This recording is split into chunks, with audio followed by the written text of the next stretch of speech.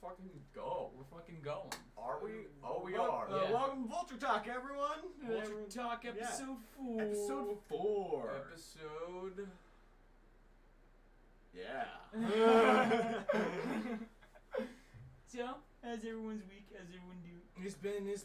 It's just, we're moving through, and that's kind of what I've been going through. I've just been cleaning shit as a janitor, and that is how I do. That is how I exist. No pun intended. Yeah, no shit. But I'm so tired. Allow me to elaborate on the pun bit. I made the unfortunate mistake of checking the line of the drive-thru that I was proceeding to enter. Or, not proceeding to, but planning on entering. It was still, like, a little ways away, but I was checking it. And I checked, I looked back, and I didn't look back in time, I guess, because I bumped a curb. And I bumped the curb before.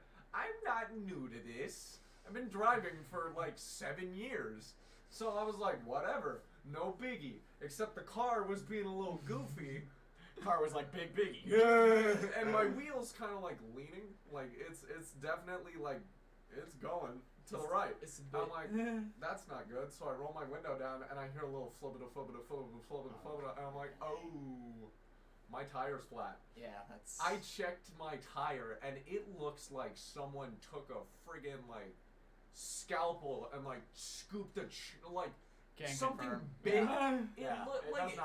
It does not look like I hit a curb. Yeah. It looks like I hit a guy made of knives. It looks like you hit a curb made of knives. It looks like you ran into those guys from Nacho Libre who like goad and like Yeah, his bike tire. Stabbed the tires. It was just. It was really. I should have put Nacho Libre somewhere. What we were going to talk about today. Just not the best timing for my tire to go kaput, and it never is. I've got my appointments. I'm getting started on my wisdom tooth stuff. Oh boy, yeah, mine took out a few months ago. And those bad boys are coming in horizontally, so they are gonna be fucked up. A process. Yeah. Well, no, they're not gonna be a problem because literally they're gonna take them out. It's just gonna be a bit of a rough process. Yeah, man. You won't be awake for it. Yeah. Truly, I'm actually so surprised with how seamless my surgery is. Dude, I they got that shit on lock. The lady was like, yo, how you feeling? How you going? And I was like, I'm doing great, I'm doing fine.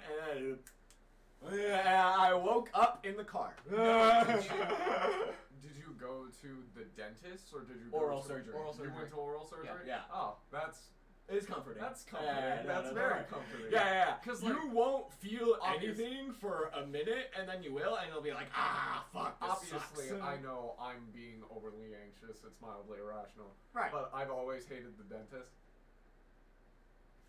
If you're a dentist out there, fuck you. No, I'm kidding. No. Make a I'm one of the weird kids that likes the dentist. I know, man. I love the dentist. I used to. No, I used to love the dentist.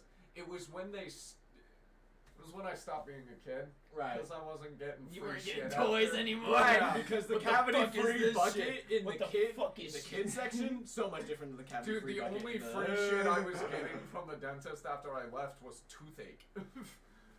My mouth was hurting. You know, with like cheap dollar store toys, but you didn't give a shit. I loved them. Yeah. Dude, no. When I was like 6 or 5, like little man, little lad, my dentist had these little sticky little rubber guys. Oh yeah. And it was just this floppy little rubber man that stuck to walls. My favorite toy I had from that period of my life, and it was just this tiny little man. Man. No. Our dentist would have our childhood dentist would have plastic swords, kites, fucking toy guns. It was pretty fucking sick.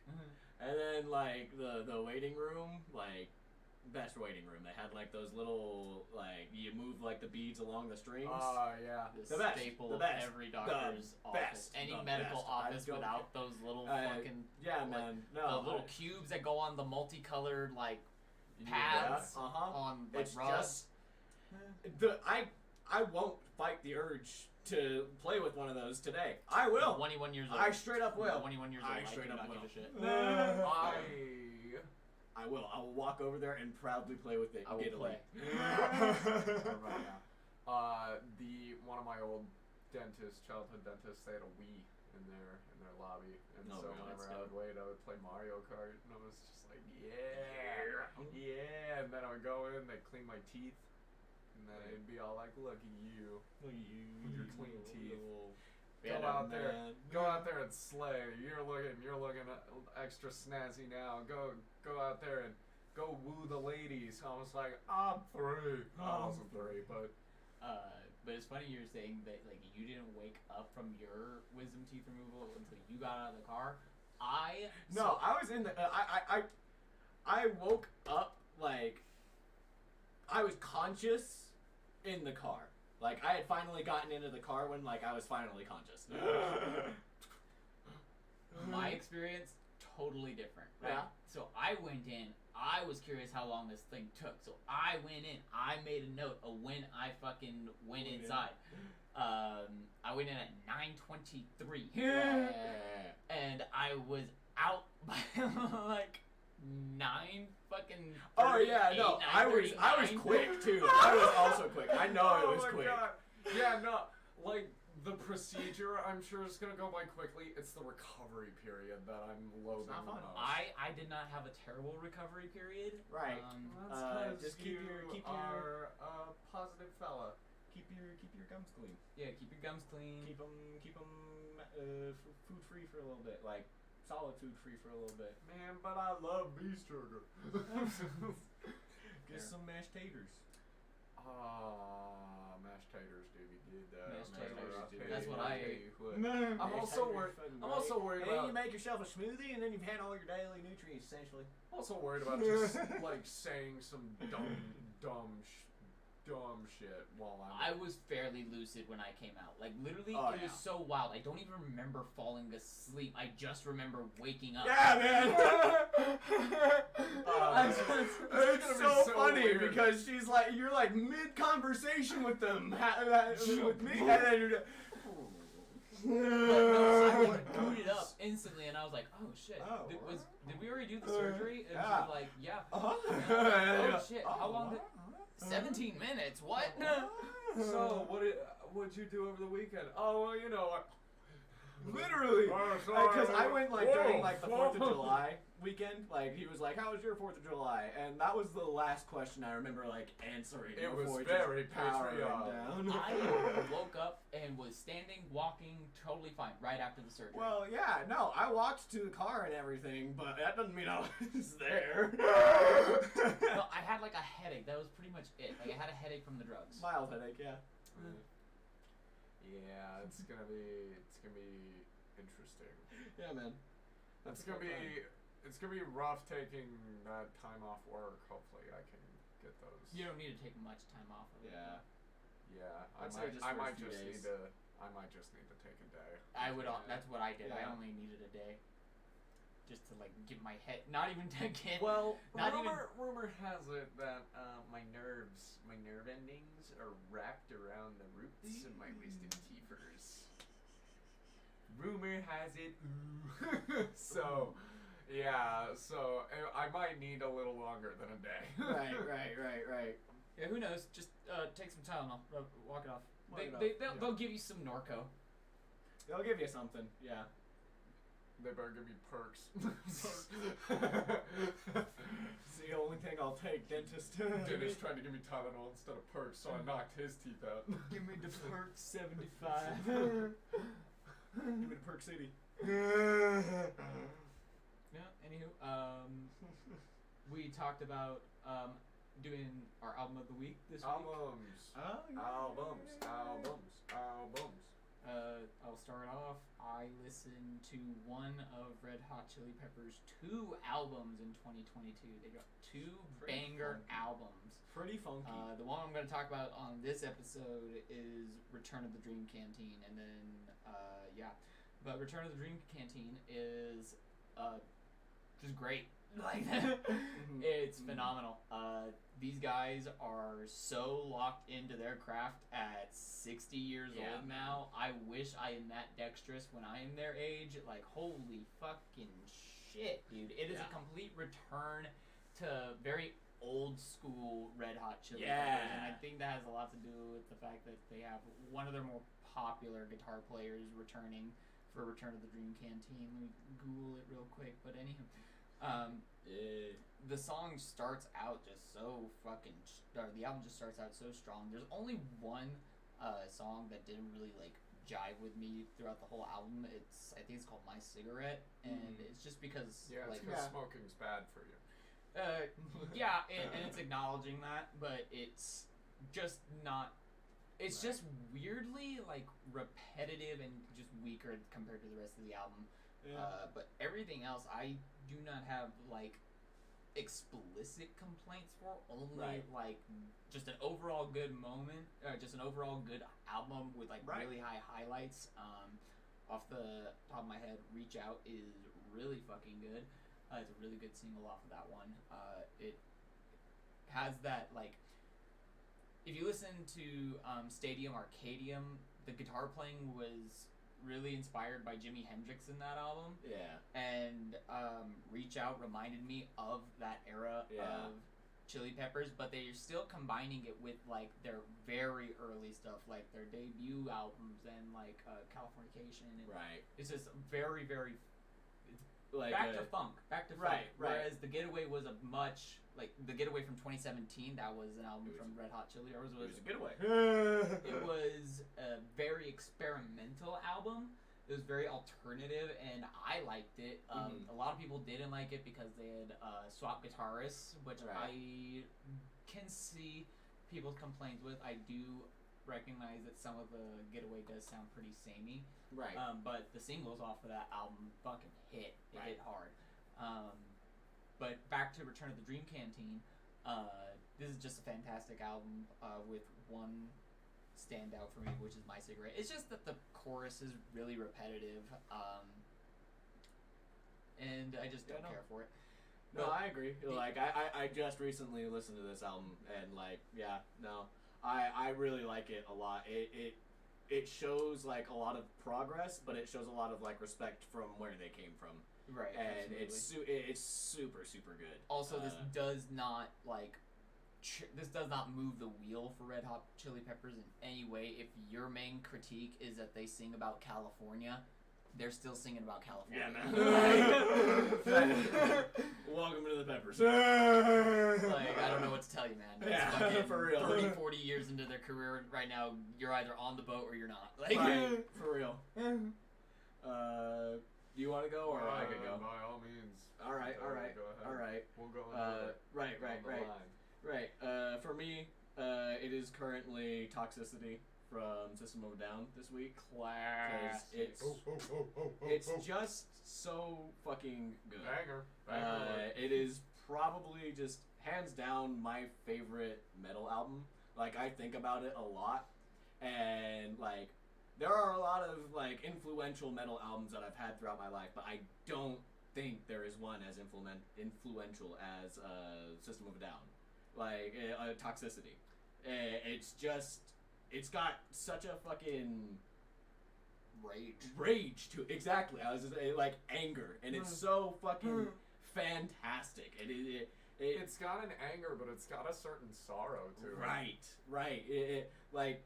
Some of the tracks, songs like Toxicity, it's like literally, he's making a very valid point. Like, we are eating seeds instead of planting them. Like, that is not the way we need to be living life. Those seeds can provide so much more, but we are just eating the seed. Yum yum, spit into cup. That is so. It's great for a ball game. It's when you Google where System is System from a Down from. Google says Glendale, California. No, really? Yeah. System of a Down origin, Glendale, California. Oh, so But yeah, man. They're Yeah, Armenian. you know what? I'm sure the guy from Bounce, the pogo stick guy, I'm sure he's from Glendale.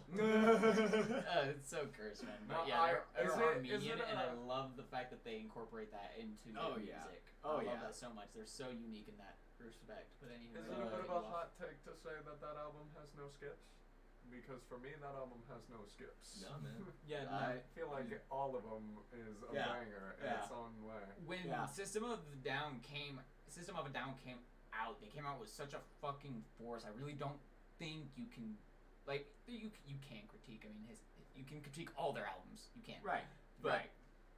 it's very subjective. Yeah. But me personally, like, Toxicity, Yeah. Hypnotize and Mesmerize are metal royalty. Yeah, man. They are works of pure fucking art. They are amazing. And then System of a Down came back for one song. Yeah, man. They were One fucking song. Like, what was it, last year? 2 years ago? No, 2 songs. 2 songs? They It was dropped 2 songs? It was 2 years ago. It was like during COVID and everything because there was a crisis happening in Armenia. And so they had released 2 songs to, like, I think all the money that was raised from the song was donated to support, like, Armenia. Because they're also just fucking fantastic people. Yeah, and Listen they're to this- supporting their home country because they're not from Glendale, California. Google. I know. What the fuck is Cursed. this? The guy's name is Serge. Right. Glendale. It's like, what's his, Derek from Monsters vs. Aliens? Fresno. Oh, man. But yeah, no. Banger. Banger album. Absolute banger album. I've been rocking out to it lately. Now, I'm gonna take this moment to teach a lesson in our album of the week shenanigans here. Not all of them are gonna be great. I'm gonna tell you that right now. But this album I listened to, it dropped recently. College Park, Logic's new album, because he retired and then didn't retire. And hey, you know what? More power to him. He's happy making music. And it sounds like it in the lyrics. These songs are much happier than his old music is. But it can be very samey and like repetitive. That's my main issue with it, is a lot of the bars have been used before. I've heard them in previous Logic songs, and I've heard them in this song a couple minutes ago. Like, the flow can also get samey, which is not that big of a complaint. That's kind of music. Right. Like, you're supposed to keep a fairly steady flow and Right. whatnot. Especially when it comes to But, rap. a real standout track from the album is Self-Medication, because it features Seth MacFarlane, and everyone thought it was going to be a goof and a gaff, and this man channeled his inner Frank Sinatra. He pops off. Yeah, absolutely. If you haven't seen Sing, then this was your first exposure to the pipes of Seth MacFarlane. Well, no, not necessarily. He sings all the time on Family Guy and American Dad. Yeah, but not as Seth MacFarlane. He's singing as Peter Griffin. No, not even just as Peter Griffin, though. He voices so many different characters. But I don't think anyone's ever heard him sing like this before until he played the Frank Sinatra mouse and then was on the Logic album. You know what I mean? Frank Sinatra mouse. Yeah. You can't tell me it wasn't Frank Sinatra. Sinatra. I don't know. But yeah, like, granted, I don't remember much of the album. I was listening to it while playing Minecraft, and that was an experience in itself. But most of the time, my thoughts were, I mean, this is pretty good. Yeah. Or, this is kind of like getting repetitive. Yeah. This is kind of samey. It's definitely not, I would not put it anywhere near his better work. Like, Under Pressure, No Pressure. I don't care what anyone says. I know he said he would retire and then he came back, but like No Pressure was really good. I think that was the one. Was that That was either the one he dropped when he was retiring or right after he retired. He was like, just kidding, I didn't retire, I'm back, I'm making music, baby. I'm biracial, in case you forgot. In case you forgot. Because... I definitely don't mention it. Yeah, right. Music. I do like Logic, though. I mainly like some of his older stuff. I do like some of his newer stuff, though. No Pressure, like I said, decent album. It's got some bangers on there. But this new one, it's alright. If you like Logic, you'll like it. But if you don't really like Logic, like if you don't love Logic, you're probably not gonna. You don't love Logic. Because like I like Logic. I don't listen to him that often anymore. Right. And I was listening to this, I was like, this is a little too much Logic. This is a little too repetitive. So, yeah, that's me whining about the new Logic album for a few minutes. But it does have some good songs. I definitely would recommend Self-Medication. It's a good one. Yeah. Not the song, not the act of self-medication. Although, you know, if you need to be medicated, medicate. Yeah. Just don't do it yourself. Anyway, speaking of Sing and the funny Frank Sinatra mouse, that's a movie. Let's talk movies. Let's talk movies, gentlemen, because that was an idea that one of our little goblin minds spewed. Yeah. And it was yours because you're the goblin. You little filthy fucking goblin. I just lost my notes, but Get fucked. Imagine. Couldn't be me. My turn. All right. Yeah. We're gonna Where did my notes go? but we're gonna talk about our 5 favorite movies. We made this very last minute, like literally like 5 minutes before we started filming. If any of you peruse social media, especially TikTok, you've maybe seen a podcast clip of a guy talking about his favorite movies and getting roasted for his choices in favorite movies. Yeah. And we thought, I want to get made fun of. Yeah, sure. So we're going to talk about, I don't want to say a specific order because it was hard to pick 5. But Right. 5 of our favorite movies. Not our top 5, Right. but just 5 of our favorites. A few of our favorites, Yeah. because I have way too many movies that I watch and don't remember, and then I'm like, oh yeah, I watched that movie. It's fucking amazing. I can definitely name you, like, top 2. Right. But the rest of them, non-specific order, they're just up there for me. Right. You know? They're pretty high up there. Yeah. So yeah, it's probably gonna take up a very large chunk of the episode. We like talking Yeah. movies. Yeah. It's fun. We get passionate about art mediums. Right. So, to all you goobers who don't like movies and think they're weird, I'm sorry. What he said. Go like movies. Yeah. Why don't you go enjoy stuff, you dork? Silly. But yeah, I'll let you go since you are more prepared than I am. Yeah, sure. Ah. Rochambeau or no? Rock, paper, scissors. Yeah. All right. Okay, so my first one has to be Inglourious Bastards, because that is probably just is definitely my top Tarantino film. Like, it's just so out there. Like, in historical fiction, like you wouldn't like think about it.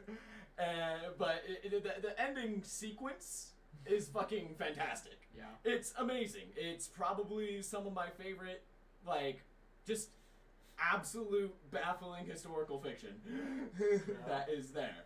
Is it? What? I've never seen it. Yeah, he's never seen it. Okay. I have not I seen. literally just asked him this like yesterday. I haven't seen any Tarantino films except for like the beginning of. I forgot the name again. Good job. It's got Don't Steve worry, we're gonna Buscemi. fix this, folks. I know. It's got Steve Buscemi. Reservoir Dogs. That's Yeah. the one, Reservoir Yeah. Dogs. I saw a little bit of that one, but I haven't seen any. Yeah. We're gonna christen him. We're gonna christen him in the waters of Tarantino. Hope you like feet. For real. No, but Lieutenant Aldo Rain, probably Get it out of right. one of my favorite characters I think I've ever just seen ever, because he's just like your typical fucking American lieutenant, and it's amazing. It's fantastic. I memorized his monologue to like his soldiers, his platoon, because it's just fucking hilarious. It's so good, but it's also like, how of the times is this? You know, like this is World War II. This man is out for Nazi blood, and he is going to find it. But yeah, No, he's not out for Nazi blood. He's out for scouts. He's out for scouts. Yeah, I want my scalps. Each and every one of you will deliver me 100 Nazi scalps. And I want my scouts. Anyways. Next movie. Because I love Inglourious Basterds too much. I could talk about it for days. Glass Onion, because if you love mysteries, you'll love this movie. Because if you liked Knives Out, it's a much more lighthearted tone, and it's much more fun with itself. This man's entire list is about to be movies I know. Don't worry. I'm gonna skip past this one for the most part because I know you two both haven't. I haven't seen Glass Onion. I have seen Knives Out. Knives Out is a fantastic movie, but in my opinion, Glass Onion is the superior film, and it just sucks that neither of you have seen it because, man, is it just a fucking fantastic movie. But yeah, no, if you love mysteries, watch Glass Onion. My God, is it amazing. Next up, Robots. Yeah! Robots. You came to play. Robots.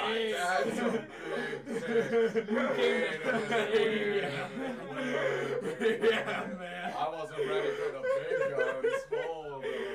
Did you guys immediately agree, don't you? Yeah, God. Because I'm adding that to my list. Yeah.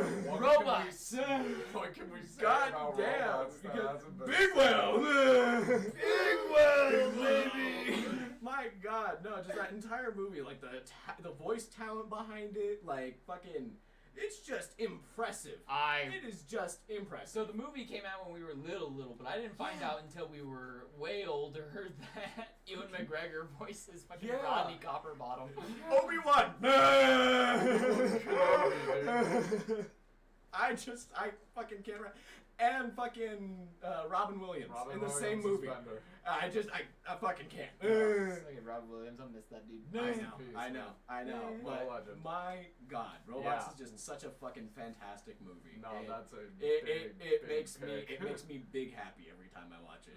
I need to watch that. It is serotonin in a little animated nutshell, and I love it. And you know, a lot of the comedic timing it's Robin Williams. Yeah, dude. He brings so much to I fucking love the arm wrestling.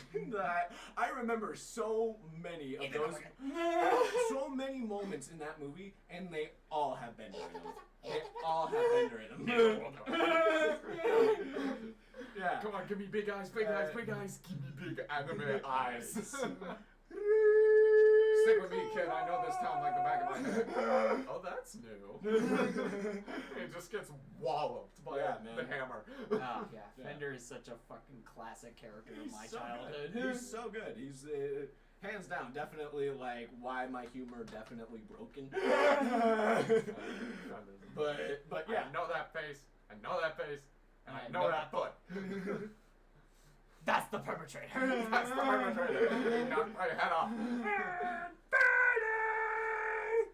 Run, someone.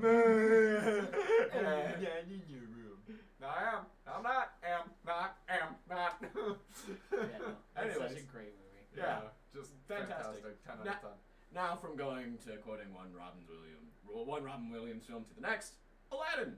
Because I was like, I'm gonna pop this one in here because it's a staple of my childhood. Right, I watched this one so many times growing up, and I mean, again, I would have to say that fucking Robin Williams makes that movie. Genie is hands down the best Disney character, in my opinion. He's just the most magical Disney character. And I don't give a fuck what you say. He is the most magical Disney character. Yeah, dude. Literally, if Disney ever was gonna have to get rid of Mickey Mouse and replace him as the mascot, like for some reason, I would want Genie. I think Genie would be the a right great pick. mascot. Genie would be a fantastic mascot. He's free. Right. So now how do we advertise with Genie without Robin Williams behind him? Right. It's know? just kind of one of those things where he's legacy locked. Yeah, I guess Yeah. it would be more And like that's the kind face of- rather than the Right. voice. Right, and that's kind of where that runs dry because, well, I absolutely 100% agree that Genie would be a fucking fantastic face for Disney. I mean, hell, you go to Disneyland and he is the face of their like little park pass app. Mm-hmm. Yeah. He's great. He's fucking most magical fucking Disney character. I will not hear anything else about it. Well, man. like you can hear fight me on you that. hear like the Disney the Genie voiceover at Disney parks, and you're like, that is not Robin Williams. Yeah. Yeah, It's the first thought you always have. I It's don't the first care thought I had how with a good- live action. It's like, not Robin Williams. Yeah, man. I don't care how good or how funny the presidents playing Minecraft videos sound.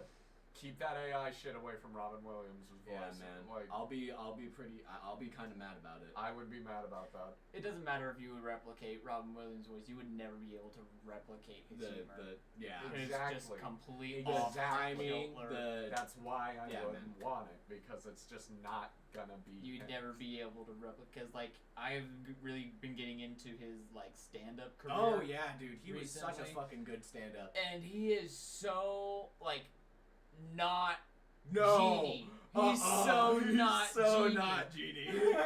I love the fucking outtakes that you can see where he's just fucking swearing like a sailor. He's a fucking comedian first and foremost, Yeah, man. and it shows in his stand-up. I think Robin Williams on stage doing stand-up is my favorite yeah, Robin man. Williams. Oh, yeah, It's him man. at his most like himself, and Yeah. he's just so fucking fast Firing with it. on all cylinders, and he's so funny. He's so goddamn funny. There'll never be another like him, in my opinion. No. Like, oh my god, no. God. He's one of the funniest people to ever exist. Yeah. Yeah. I strongly agree with that opinion, and again, it's why I put it down there because I was like, again, Robin Williams. And this was like another staple of my Aladdin is childhood. also a good movie. Aladdin's also just a fucking fantastic movie. Yeah, right. It's never misses with its songs, in my opinion. Yeah, Friend Like Me, Prince Ali, fucking Head of the Red Line, whatever. But all of them, fantastic. But anyways, last movie for me for today's episode or whatever, Parasite, because I had to mix up the list a little bit. I had to be like, there's too much joy and happiness in here. That's just it's just a it's a fantastic movie. It keeps you on your toes for the entire time because while you're watching it, you're kind of like, oh man, I mean, like this family does kind of deserve this better life, but they are the parasite. Like. I haven't seen I this, know. what you're talking about. But they are a parasite on this family. But then, like, things You get... can get into spoilers. The movie's been out for a while. Yeah. I don't care. But, like, you delve deeper into the movie and, like, you discover more shit and, like, things are obviously not right throughout the movie. Like, there are, like, a couple of weird phone calls or, like, there was this one sequence where I believe, like, a family member came home early.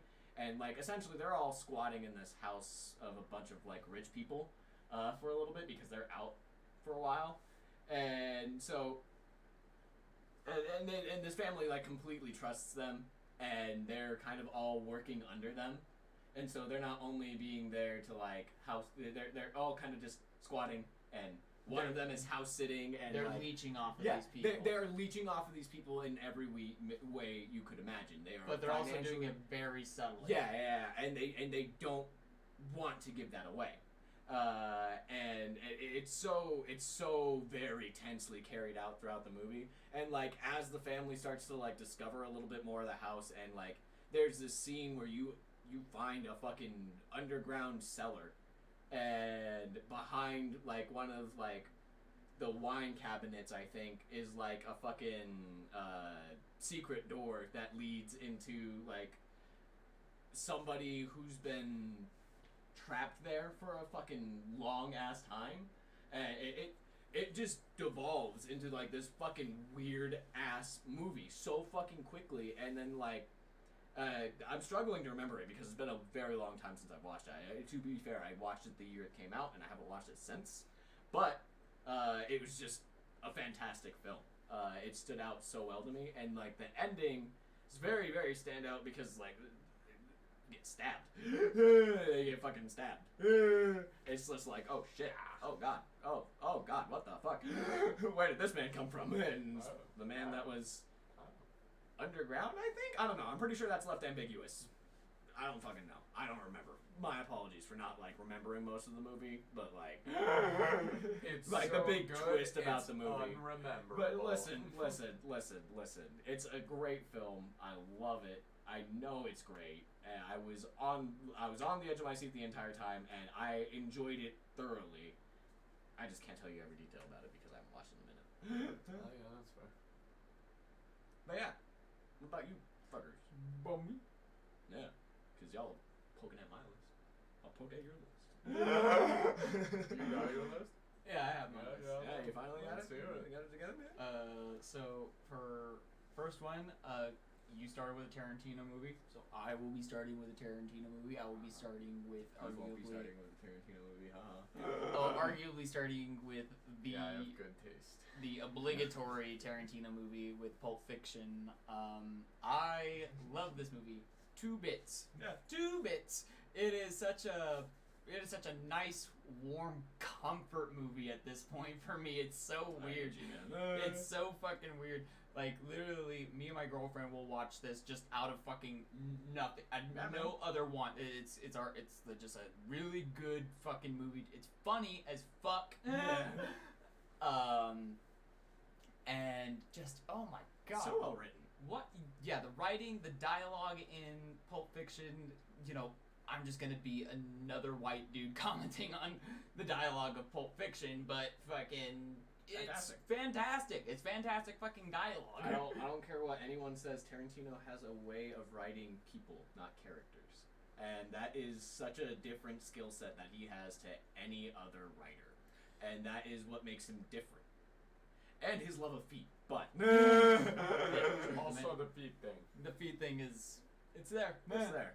They It's really it's are there in almost like every feature single one. films. But just everything surrounding the movie, the cool factor of Jules and Vincent, their friendship is one of the most iconic in movie history.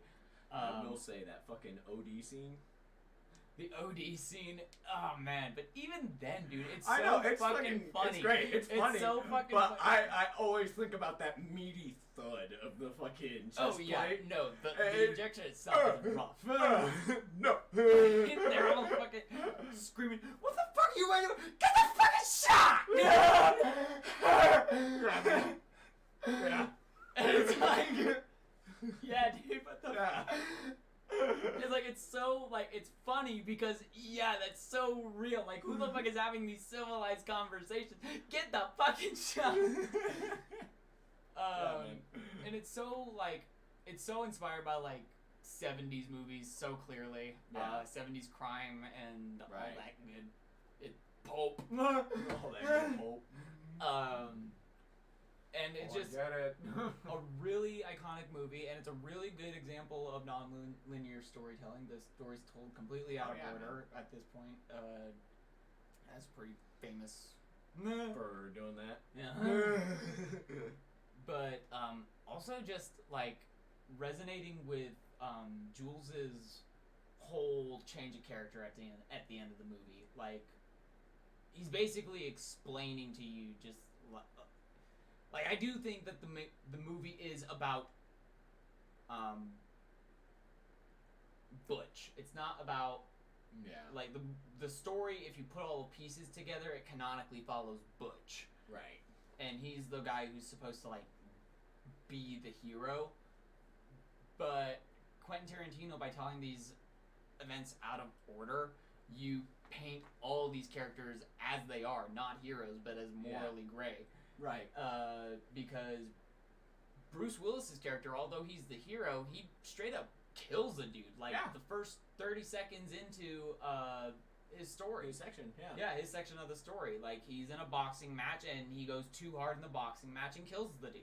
Yeah, man. But he runs away and takes the money that he promised to fall in the fight for.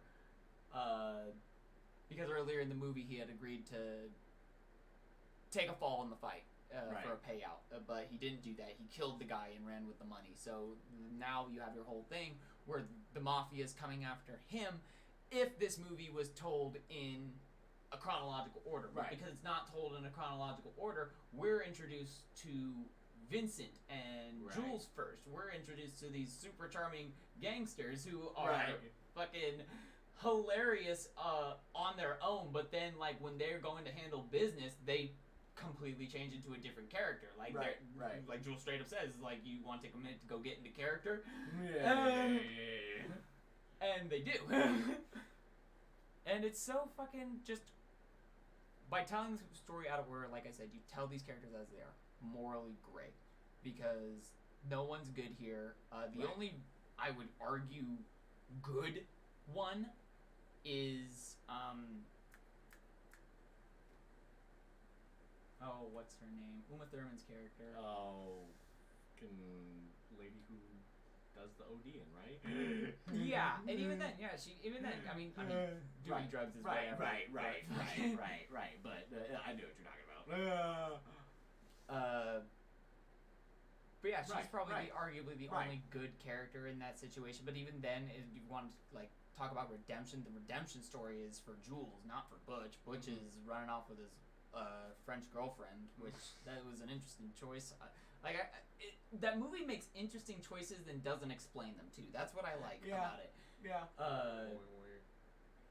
Putting Marcellus's Band-Aid on the back of his neck for no reason other than it looked good in the shot to Quentin Tarantino. Right. That just created questions, like, naturally.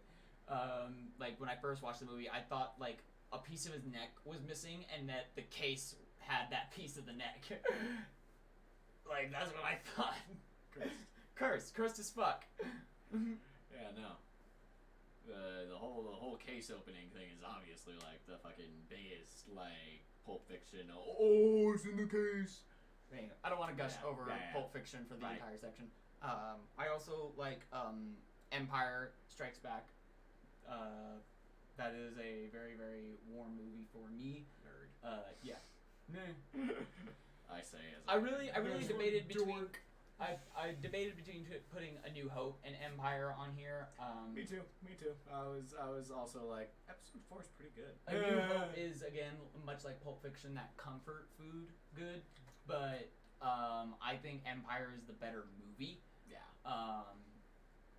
Empire is definitely the better movie in my opinion, simply because it takes all the characters, puts them through the shit. Which when I watch a movie from the 80s or the 60s, I try to put myself in the shoes of someone who is watching it in the 80s or someone who's watching that movie in the 60s. Right. And because if you compare it to nowadays, it's not fair. It's not fair because, you know, obviously the I Am Your Father twist is fucking a cultural phenomenon that you were never going to avoid growing up. Right. Like, it just wasn't going to happen. But you put into perspective, like, the storytelling, what they're trying to do with these characters, trying to tell this darker story right after this quote-unquote kids movie in A New Hope. You know, Episode 5 is dark. I mean, Luke is fucking captured by the Wampa. They're all on their asses. Like, they are losing this battle with the Empire because just because you destroyed the Death Star doesn't mean the Empire's gone. They're striking back, baby. And they are striking back hard, dude. And they are on the back foot for the entire movie. They're never getting the advantage. The Empire Strikes Back is just the crew getting fucked over in every segment. For real. Yeah, man. Like, there's not a single section where it's like, yeah, we're all like, no, oh no, Han, no. Han, no, don't trust Lando. No, Luke, don't go to fucking Bespin to save your friends. Stay, wait, it's a trap. But yeah, they're all just getting fucked over, and it's a fun movie. It's a good movie. I think it gets a fair amount of smoke blown up its ass because it's Empire. I don't think it's like the movie to compare all Star Wars movies to the way everyone does. Right. But I think it's a solid movie. I don't have a Star Wars movie on my list, but if I did, it would be Revenge of the Sith. Yeah, Episode 3 is also pretty solid. But yeah, episode 5. Great episode of the Star Wars franchise. No. Can't really say much more that hasn't been said. Fuck you. Prequel haters, if you like the sequels, shut. Sequel enjoyers. Fuck I also have you.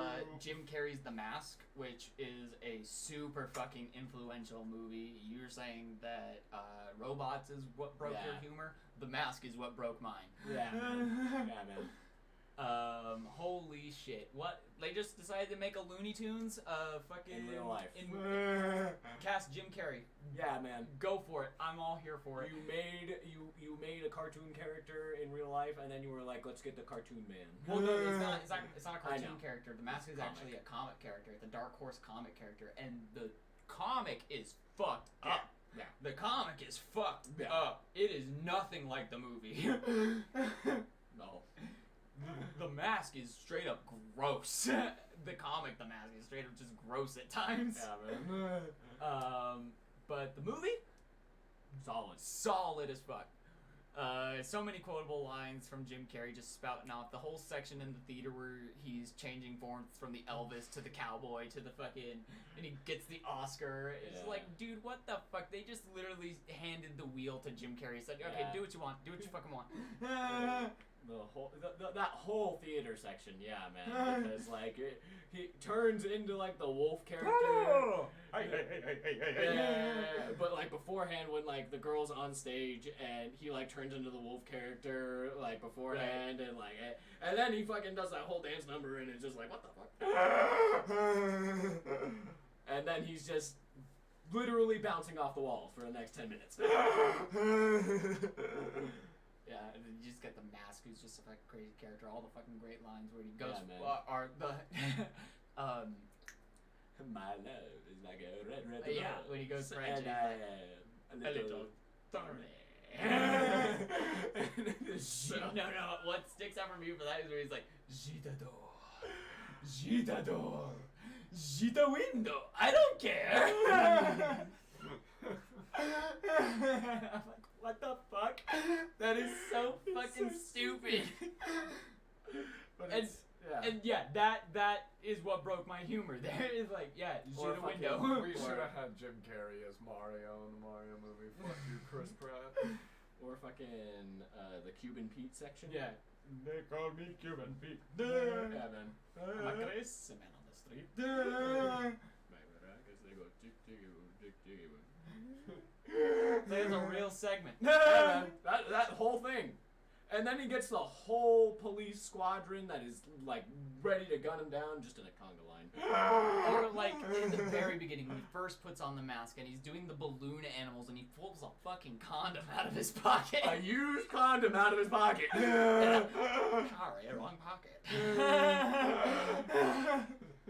It's he says it just like that, bro. And channeled the Grinch. Yeah, for real. Sorry, wrong pocket.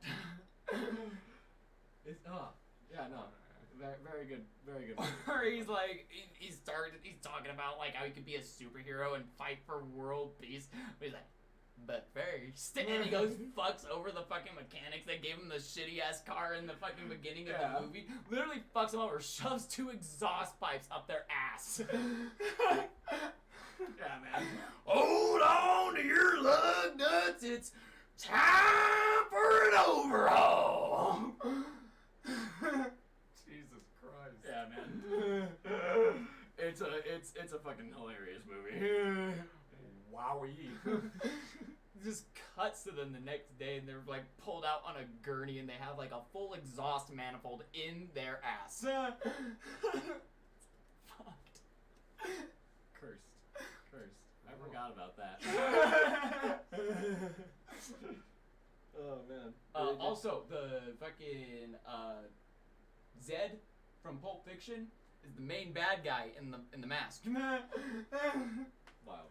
Wild times. The fucking Equal caliber films. That's how you know. the Jesse from rapist Breaking the Bad rapist is the security main guard bad from guy Pulp in Fiction. Central Intelligence. Does that mean they're of the same caliber? Yes.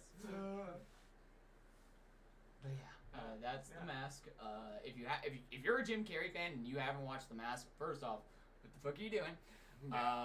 Go watch it and thank me later. Like, it's genuinely like just one of his wildest movie. It's one of his most off-kilter movies. If you just enjoy Jim Carrey being Jim Carrey, then you will love this fucking movie. It is like right up there, in my opinion, with Ace Ventura. Yeah. Let's see. You have a little bit more list to go. Yes, I do. So for a third one, this is definitely a very goblin personal pick. This is your fourth one. Yeah. Count. God. Look, I'm not good at math. Okay.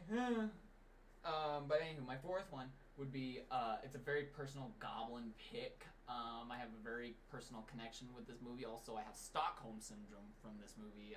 Dragon Ball Super Broly. Alright. Alright.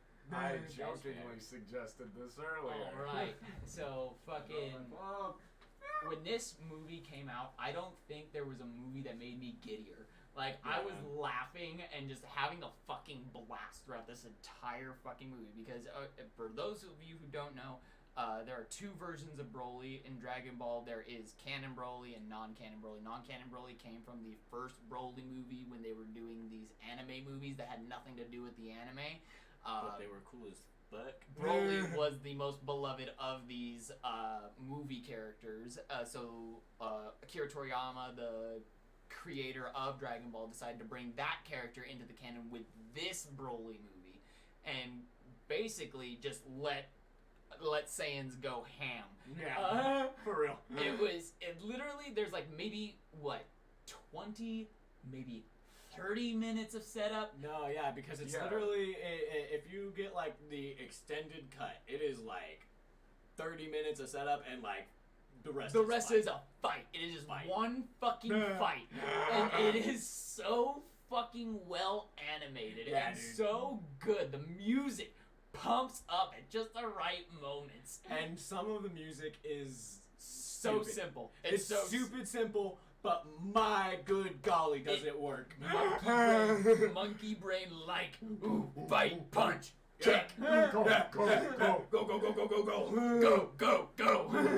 For real. It's that kind of energy, and I don't think I had a better experience in the movie theaters for a very long time, at least until I saw the Nick Cage movie, because that was fucking wild.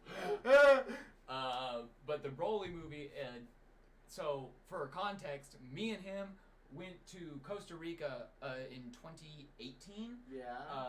And we went for like 6 weeks, right? Yeah.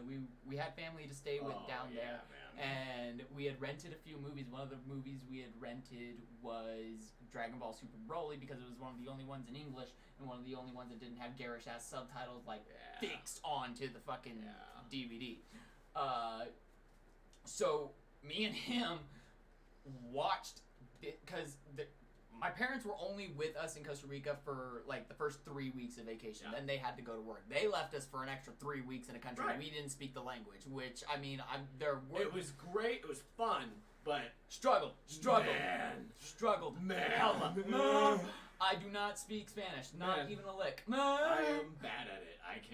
I speak Spanish, but I don't speak like from Costa Rica Spanish. Like, they're talking at me a million words a second. I slow down. I will get the gist of what they were saying, I don't speak and Spanish, I'll be like, but I can talk in Spanish.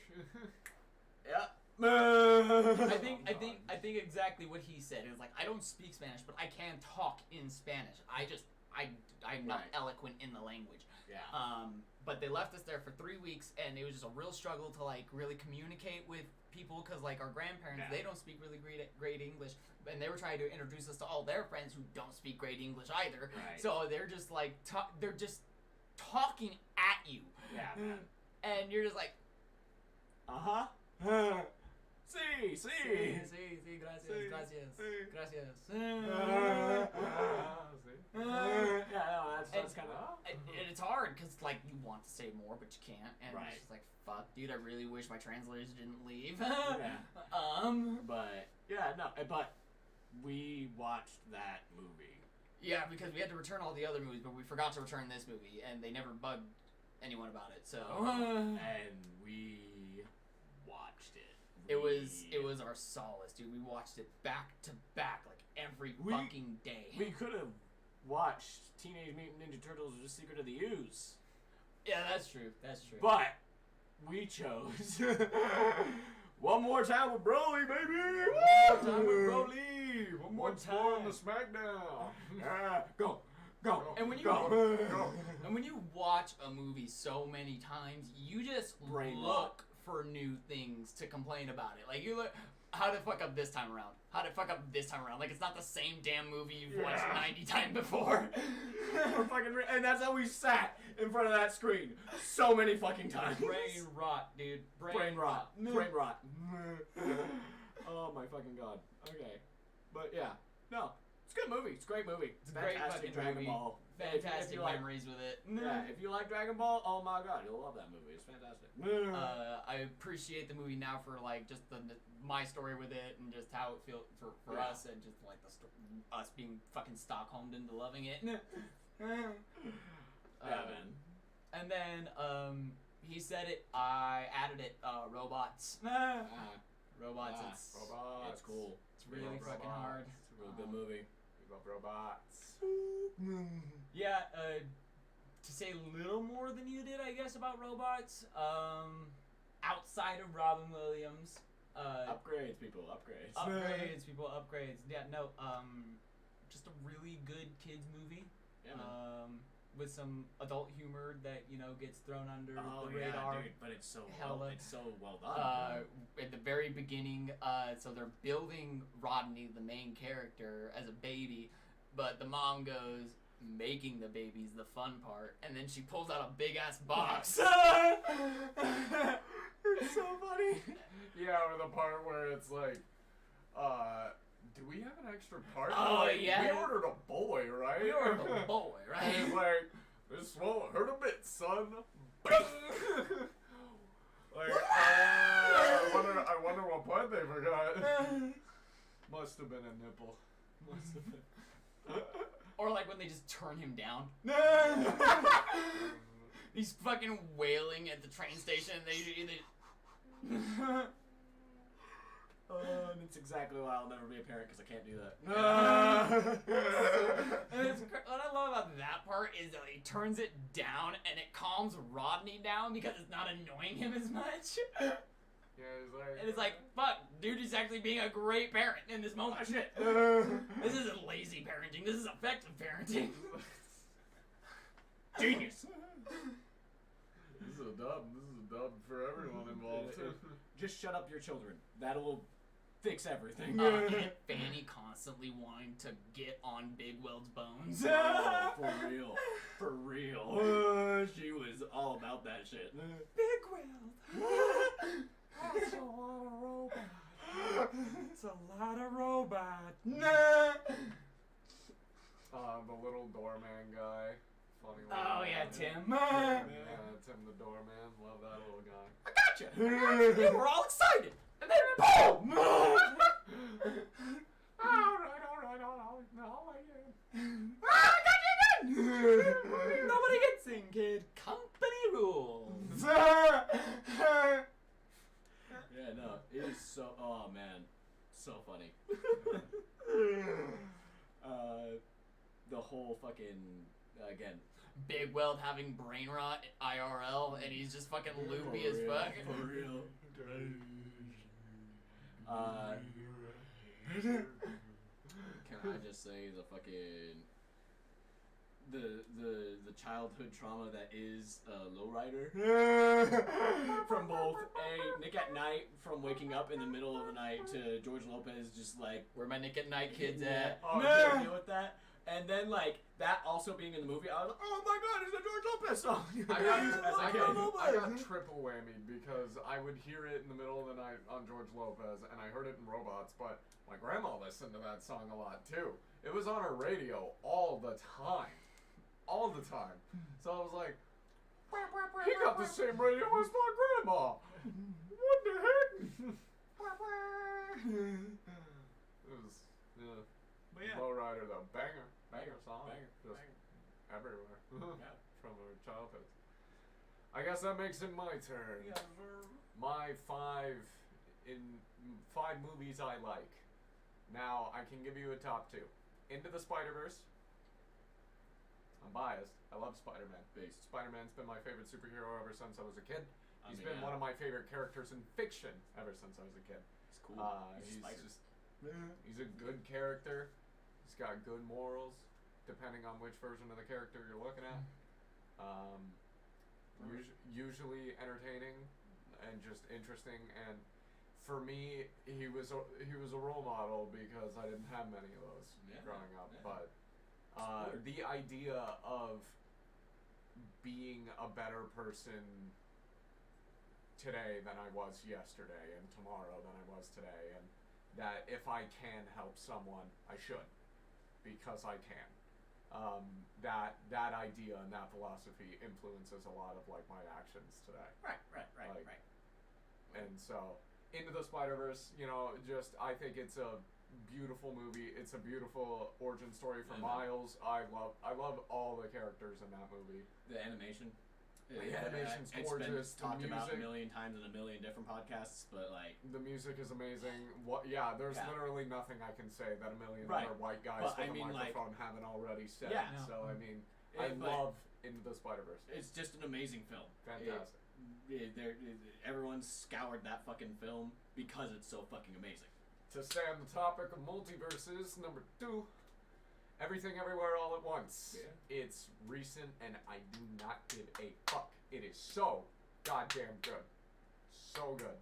And after watching it like a second and third time, it's really like just clicked with me how much I like that movie and its themes. Yeah, man. Because not only does it have a really good message, and like it gets me right in the heart. Right. I cry every time because I'm damaged, and because it's really good. But like, it's entertaining from start to finish. It's entertaining. Right. It's funny. It's heartbreaking. It grabs you and it does not let go. It hits the beats when it needs to hit them and how it needs to hit them. And it's just a fantastic movie. Like, genuinely, that entire cast and crew put in their all, and you can tell because it is just fantastic, and they deserve all the awards. Yes. Again, with the multiverses, Spider-Man No Way Home, I'm biased. All the Spider-Man shit, just add the nostalgia of my childhood heroes from the big screen uniting. Yeah, I mean, Tobey Maguire is the one I grew man. up with, Andrew Garfield's the one I related with, and Tom Holland is the one that I saw fit the character the best. Quick tangent. Out of the 3, who's your Spider-Man? My Spider-Man's Andrew Garfield.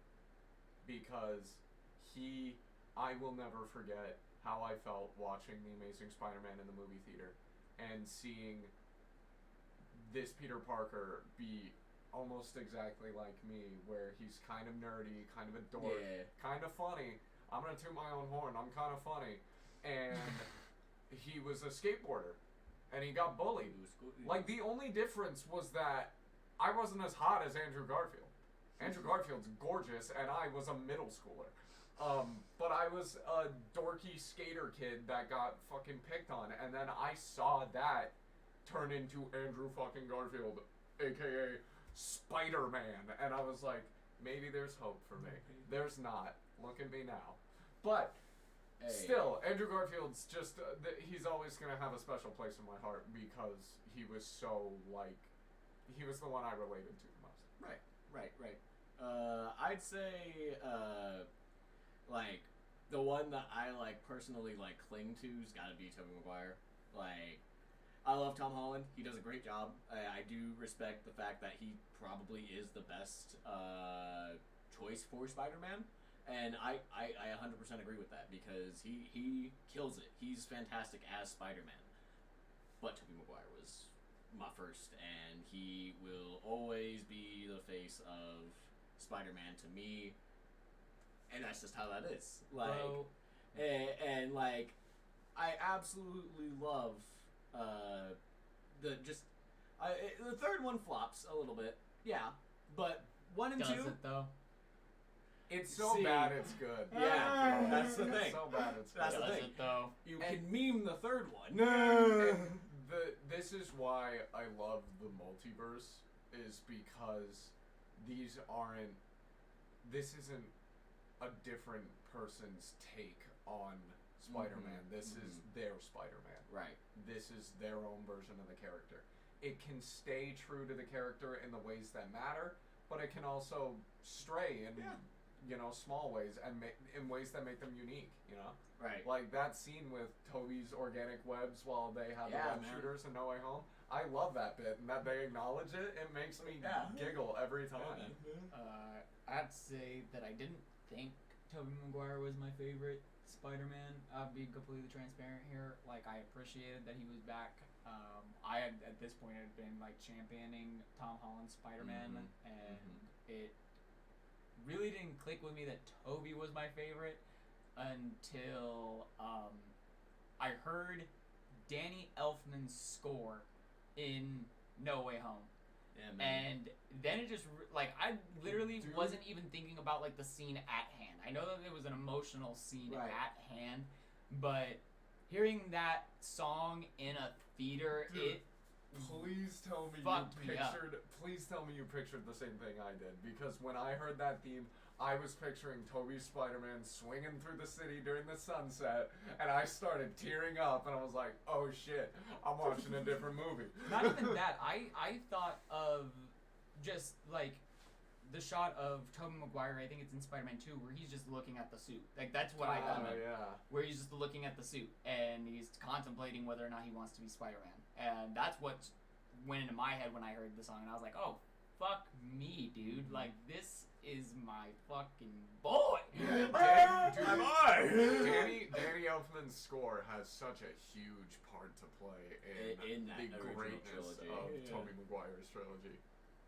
And Spider-Man 2 was my top Spider-Man movie until Spider-Verse and No Way Home had come out. I flip-flop between Spider-Man 1 and 2 of the Raimi trilogy. I flip-flop between those two all the time. 2 is my favorite of the Raimi trilogy, but I do really, really appreciate 1 is also fantastic. 2 is arguably the more modern, the more mainstreamed, like ready-to-go Hollywood movie. I appreciate how campy the first Spider-Man is. Yeah. I really appreciate the camp factor. That's true. We'll meet again, Spider-Man! Or, just like the fucking Trey bit, or the fucking Flash Thompson and all of him. and fucking... There's so much. There is so much campy. It's a really campy... Green Goblin, like, his first few entrances are like, this guy's really a villain? Like, he's committing acts of terrorism, but you're like, this is the man that's doing this? I just want to say, they never missed with the villain castings. Oh, yeah. Willem Dafoe as Green Goblin, Alfred Molina as Doc Ock, Topher Grace as Venom was bad. That's a miss. That's a hard That one's miss. a miss. I don't count him. He's not a character. I do count him. That's a hard miss, dude. That is Venom. But Sandman, I think we got also we got a good Sandman at least. Yeah, Spider-Man 3 is hindered with way too many villains. I don't know. Spider-Man 3 should have just been about Harry. Yeah. That's pretty universal there. But then they were like, hey, you should make this a big movie. You could have gotten away with Sandman. You could have really gotten away with Sandman. You really could have. But Venom was too much. Yeah. Venom was too much. That's when you have to juggle Gwen Stacy into the mix. Now you have to juggle fucking the whole fucking symbiote story arc with the forgiveness story arc for Flint. And you have to fucking factor in. You give Harry and you got so much shit to get through. Yeah, you get so much shit to get through that you give Harry a concussion that knocks his memory for all the movie. Yeah, for real. And then, boom, he remembers, and then all of a sudden, all that plot thread is wrapped up in like 30 minutes. And it's like, oh, you really spent two whole movies and the opening of your third movie on this? For real. Yeah. That's rough. And then he just fucking dies. So I mean. But I will admit, Toby's symbiote suit looks pretty fucking steezy. Yeah, It's pretty sick. that part, I agree. You know what?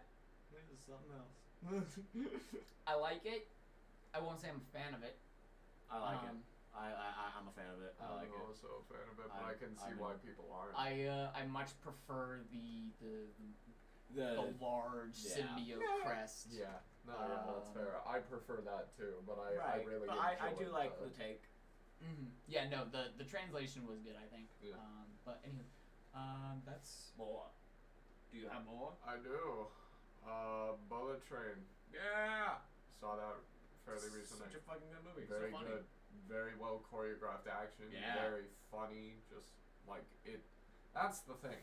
You can tell when a movie tries too hard to be funny, and you can tell when a movie is just being funny. When they that is were a movie having that's fun. just funny. Yeah, you could tell that they like had fun making that movie, and it's just really good. Yeah. And then movie number 5, to bring back the idea of childhood classics, Monster House. Yeah. it's a good movie. I used to watch that movie all the time as a wee lad. It's a good movie to introduce your kids to horror. Yeah. Yeah. For real. Like if you're a modern day. If you're a modern day parent, you're new to the parenting game, you're like my age. Don't throw them into the scary stories to tell in the dark pit. That'll traumatize them. That's more for like, I guess, like 13, you gotta 14. like you gotta like push a little bit like to see like because if you threw like 8-year-old me into scary stories to tell in the dark, I'd shit myself. No, I'd 5 years traumatize old, myself. you're like, okay, Nightmare Before Christmas, Yeah, that stuff, and yeah, then you Monster hit like House. 8 or 9, and then it's like, okay, Monster House, and then you hit like 11, 12, it's like, okay, Coraline, and then you hit 13, 14, you're like, okay, I'm gonna traumatize you little shit. Come on. 13, 14, that's when I We got think movies kids, to watch. That's when I think you should expose your kids to some fucking eldritch horrors beyond their comprehension. I just remember overhearing my mom watching Investigation Discovery when I was like 11, 12, 13. What is it with moms? Yeah, just man. and their fascination With with murder. brutal Murder. Before we left the day, they were listening to a fucking murder podcast. My Yep. mom and Yep. yeah. Like, I get it. There's some intrigue behind the stories, but genuinely, I lost sleep as a 9-year-old boy because I was worried someone was going to break Into my the room house and and fucking just murder murder me. me. Yeah. I had this irrational fear because the TV made it sound like it was happening a lot. Yeah, like man. murder, For real. I thought was going to be a much bigger problem than it turned out to be. It's still a pretty big problem. I mean, it is still a pretty big problem, but no one's This tried to murder me. yet. Fucking goblin Shut the fuck here, fucking terrified of fucking Gremlins. gremlins. Yeah, fuck off. It's scary. They're kind of weird. They're looking Not kind even of a freaky. fucking. They're Not even kind a of looking fucking. freaky, man. Wait, like the Gizmo gremlin? Yeah. Like the furry This ones or the motherfucker's freaky looking snitch. The freaky looking This one. The freaky motherfucker's looking ones I can snitched. understand, Right. but the I told the Jacob, fuzzy I was like, I ones don't are like horrible. watching this movie at night, and Jacob was like, and kept fucking playing it. So I was like, Mom, he's playing the movie I don't want to be watching at night, and Jacob was like, this motherfucker's a snitch. Yeah. Fuck you! I didn't want to be a fucking traumatized child. I ended up as one, but Here's the thing. I put on Gremlins 2. All better. Yeah, man. Different. I put on Gremlins 2. That was literally. He was fine with that one. It's different because in Gremlins 2, you cannot tell me they are not nearly as fucking, like... In the first Gremlins movie, they are, like, eldritch horrors coming out of Gizmo, okay? You can't tell me they are. And then fucking... Like, the second movie, they're goofy as hell. They're goofy as hell. But yeah, no. I will take no slander. Fuck off. We'll give it all though. Snitch. No, bitch. Maybe just like fucking be considerate of your younger brother. Maybe just grow a pair of balls. fucking maybe just don't be a bitch, huh? Maybe. Says the one who's scared of gremlins. Okay, okay, but think about this. The literal age gap that you were talking about was the exact same, like, age gap that we had where it was like, alright, you introduce them to, like, horror at Monster House at, like, age 8, 9, and then you, like, Whatever one you had before that. Gremlins I'm like, is not a horror movie. Yeah, but I'm not ready for that shit, dog. I was young. I don't even remember how old I was when I watched Gremlins. I think I was like 15. It's too young. It's too young. But if you like a good laugh, Gremlins 2, Pretty funny. that's a fucking hilarious movie. Pretty fucking funny. I will admit. And upon reviewing Gremlins, it's a good movie. It's a good movie. Watch it.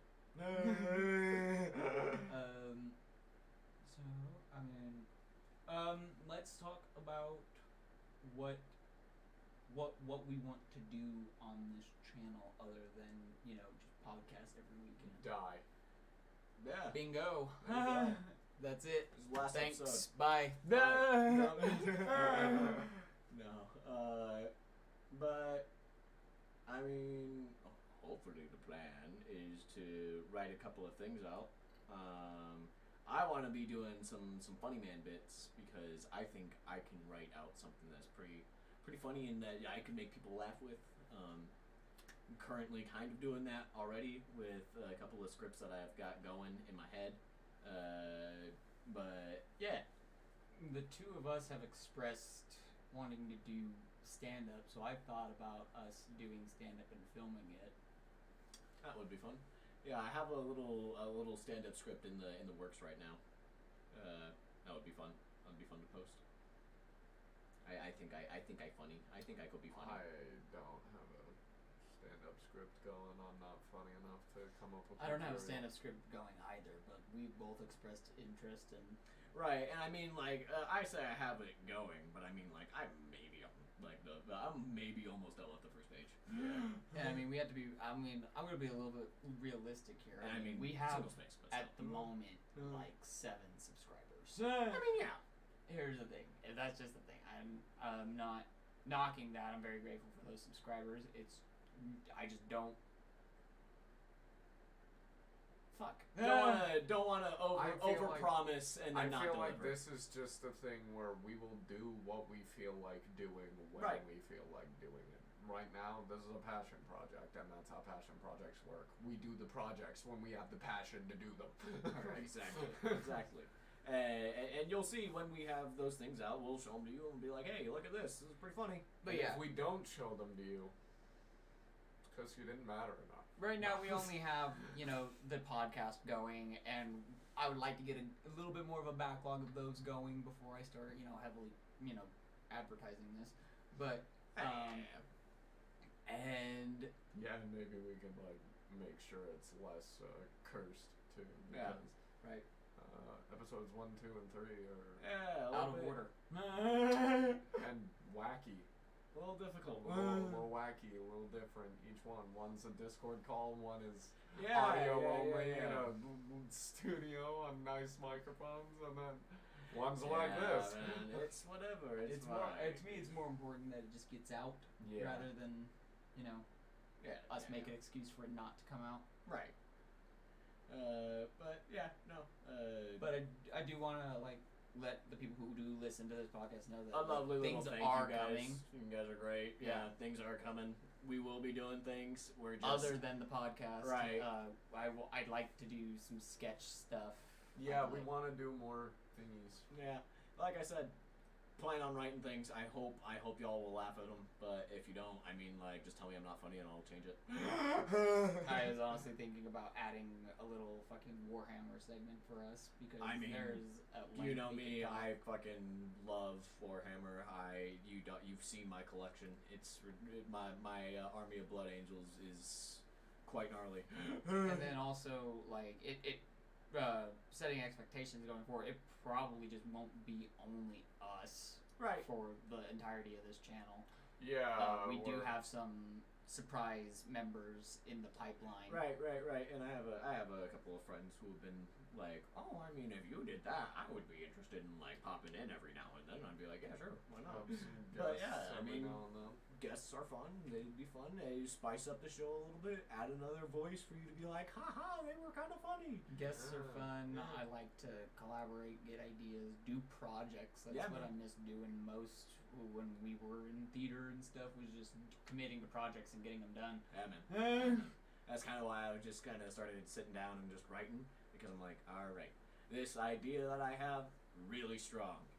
How do I get it across? Because I've been trying, but I just haven't been able to do it. But yeah, there are things coming.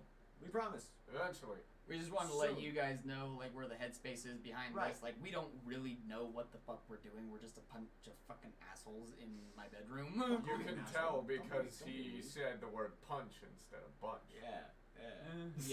We're just a bunch of goobers. He punches assholes. He's an asshole puncher. Watch out. You're not fast enough. But yeah, no, we're just a bunch of assholes in my fucking room doing shit that we like doing. So I mean, Or there's sometimes no- a studio. We're just a couple of guys talking about stuff we like to talk about and doing stuff that we like to do. The And only if you like difference to is sit around and listen to that, we're Thanks, putting man. it out there so the people who didn't ask for it can listen. not ask for it some more. Anywho, I think it's a good time to wrap up. I think it's a good length for an episode. We did get some points that I didn't get to talk to today, but that's the glory of a fucking podcast. Talk about next week. And the next episode. Consistency, man, is crazy. Tune in on the next episode Yeah, where Vulture Goku Talk. takes on Frieza. Woo!